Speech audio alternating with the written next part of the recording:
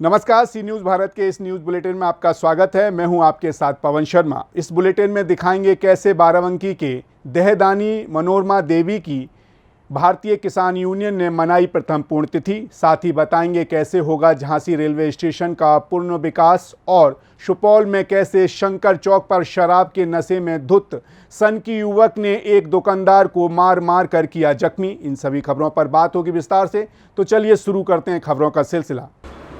खबर बाराबंकी के यूपी से है, जहां भाकियू जिला अध्यक्ष बाराबंकी अनुपम वर्मा की माता श्रद्धेय मनोरमा देवी ने अपने जीवन काल में ही अपने पूरे शरीर का king George medical college Lucknow को देहदान कर दिया था, जिनके मरणोपरांत मेडिकल कॉलेज की टीम आकर मृतक शरीर को लेकर चली गई थी।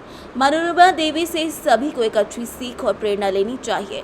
उन्होंने अपने जीवन काल में ही अपने शरीर को स्वार्थ के बिना दान कर दिया और यह ऐतिहासिक कार्य था। मनोरमा देवी के प्रथम पुण्यतिथि पर उनके पैतृक गांव में जिलाध्यक्ष अनुपम वर्मा की अध्यक्षता में वरिष्ठ प्रदेश उपाध्यक्ष रामकिशोर पटेल की उपस्थिति में श्रद्धांजलि सभा का आयोजन किया गया। श्रद्धांजलि सभा में भारतीय किसान यूनियन के हजारों किसानों और व्यापारियों ने पहुंचकर मनोरमा देवी के चरणों में पुष्प अर्पित कर उनको श्रद्धांजलि दी। अध्यक्ष जी, आपकी श्रद्धेय माता जी के द्वारा देहदान किया गया था, जिसके सापेक्ष आज श्रद्धांजलि सभा अर्पित की गई, पुण्यतिथि मनाई जा रही है। इस पर क्या संदेश आप देना चाहते हैं अपने संगठन को और आगे लोगों को? देखिए, मैं अनुपम वर्मा, जिला अध्यक्ष भारतीय किसान यूनियन बाराबंकी। मेरी माता जी का स्वर्गवास 6 अगस्त 2022 को हुआ था। तो हम लोगों ने हमारी माता की इच्छा अनुसार पहले इसका संकल्प पत्र भर दिया था। इसके बाद जब स्वर्गवास हो गया तो मेडिकल कॉलेज से टीम आई और बॉडी ले गए। लेकिन जो 25 जुलाई को वहाँ हमारा सम्मान हुआ, उसको देखकर बड़ी खुशी हुई। और हम लोगों से यही अपील करना चाहते हैं कि जो बॉडी, जो आदमी जिसके शरीर से मुक्ति मिल गई, तो उसको जला के क्या करोगे? अध्यक्ष जी, आज ये श्रद्धांजलि सभा है, इस पर देहदानी है, इस पर क्या कहना है आपका? देखिए, भारतीय किसान यूनियन बाराबंकी अपने अधिकारों के साथ कर्तव्यों का भी बोध कराती है। उसी कड़ी में जो हमारे कर्तव्य हैं, जो हमारे अपने समाज के लिए चाहिए, उसको करने के लिए, जैसे हमारे बच्चे शिक्षा, जब मेडिकल शिक्षा में जाते हैं तो वहाँ शरीर पर ही उनको शिक्षा लेनी रहती है, जिसमें डेथ बॉडी की कमी अभाव को देखते हुए जब कई मेडिकल कॉलेजों से हम लोगों को मैसेज मिला कि वहाँ 5-5, 10-10 लाख रुपए की बॉडी मेरठ से खरीद के आई लखनऊ मेडिकल कॉलेज में, तो ऐसे में फिर यहाँ एक मुहिम चलाया माननीय मुकेश सिंह जी ने, और उनके द्वारा बहुत महान कार्य किए गए, जैसे गरीब लड़कियों की शादी, रक्तदान, देहदान, नेत्रदान, जैसे ये काम कर्तव्य बोध कराने वाले भी कार्य किए गए।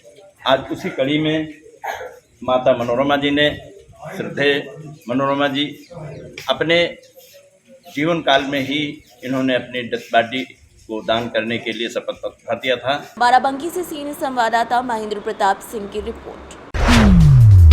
खबर बरेली से, जहां पर एक वीडियो वायरल हो रहा है। ये वीडियो वायरल बारादारी थाना क्षेत्र के संजय नगर का बताया जा रहा है, जहां एक नाबालिग बच्चे की जमकर पिटाई की गई है। बता दें कि दबंग ने नाबालिग बच्चे को जमकर पीटा है, जबकि बच्चा अपने आप को बचाने के लिए गुहार लगाता रहा, लेकिन दबंग ने उसको जमकर मारा पीटा है और अब ये वीडियो सोशल मीडिया पर वायरल हो रहा है। बरेली से सीनियर संवाददाता उत्कर्ष सिंह चौहान की रिपोर्ट।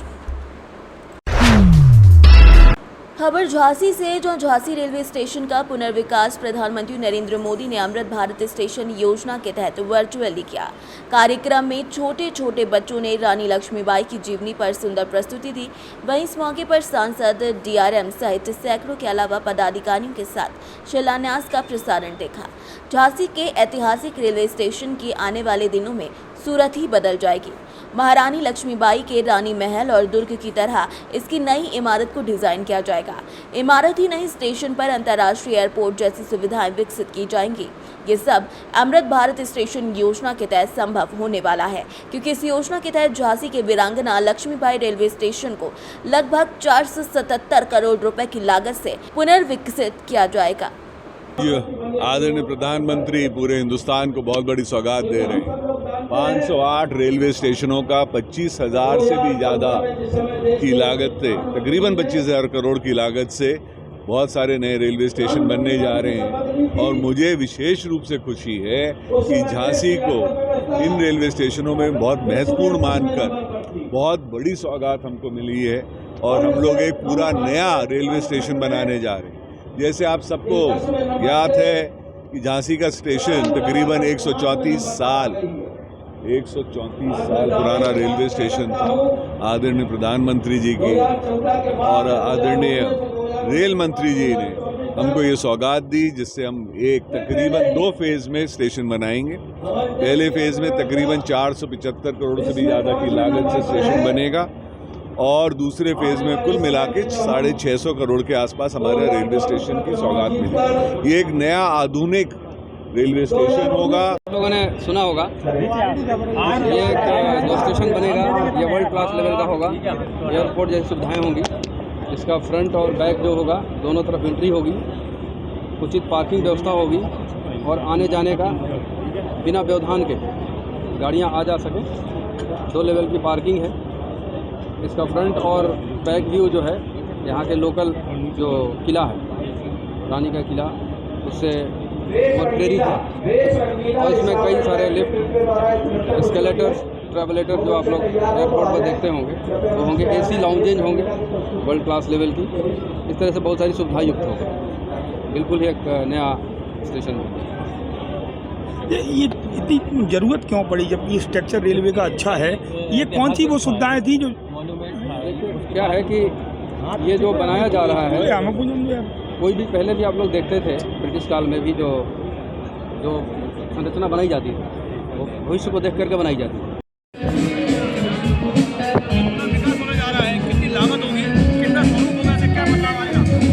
वैसे देश के यशस्वी प्रधानमंत्री नरेंद्र भाई मोदी जी को मैं और अपनी प्रदेश की जनता और क्षेत्र की जनता की ओर से उनका अभिनंदन करते हैं, स्वागत करते हैं।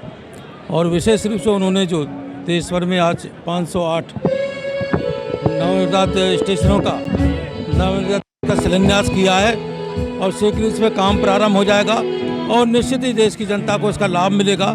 जो आवागमन में भीड़ भाड़ से बचने के लिए, सारी चीज़ें करने के लिए नए एस्केलेटर, सारी चीज़ें, लिफ्ट भी मिलेगी, सारी चीज़ें नए तरीके से ये स्टेशन बनाए जाएंगे, जिससे लोगों को लगेगा कि आज हमारा जो भारत का संकल्प है, आज हम भारत को एक महान भारत बनाने के लिए जो संकल्प लेते हैं और आगे बढ़ रहे हैं, उसको आज ये पूर्ति करेगा।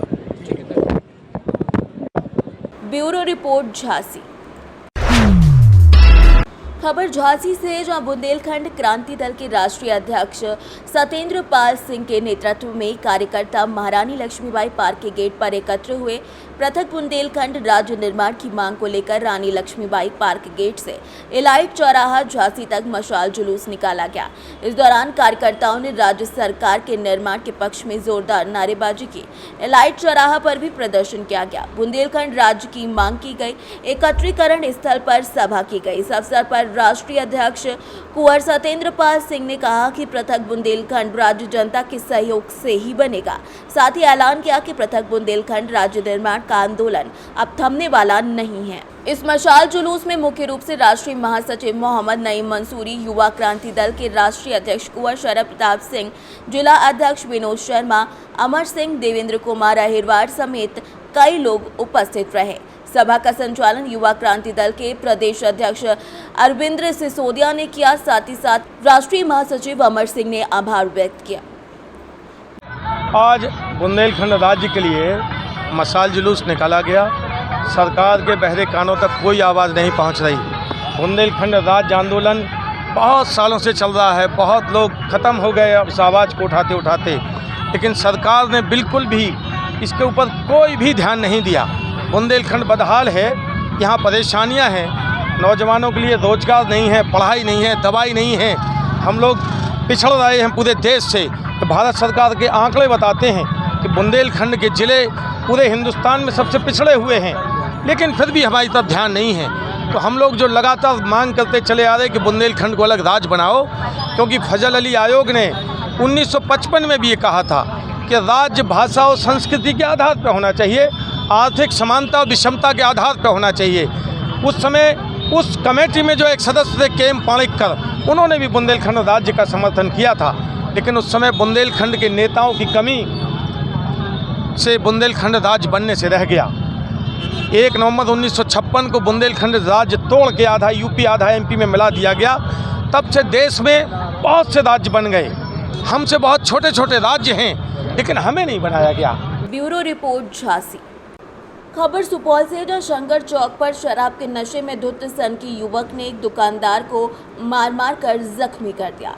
बता दें कि पूरा मामला पिपरा थाना क्षेत्र के दिलदारा का है, जहां पर छेदी सादा और शंभू सादा ने एक दुकानदार के साथ काफ़ी बदतमीजी की। बता दें कि ये दोनों युवक विपिन कामत से उनकी दुकान पर सिगरेट मांगने गए, लेकिन उन पर पहले से काफ़ी बकाया था, इसीलिए विपिन कामत ने सिगरेट देने से मना कर दिया, जिसके बाद दोनों युवकों ने विपिन कामत की जमकर पिटाई कर दी और उनका सारा सामान इधर उधर फेंक दिया। इस बात की जानकारी 112 पुलिस को दी गई, तो 112 पुलिस ने शराब के नशे में धुत दोनों सनकी युवकों को महेशपुर लाकर छोड़ दिया।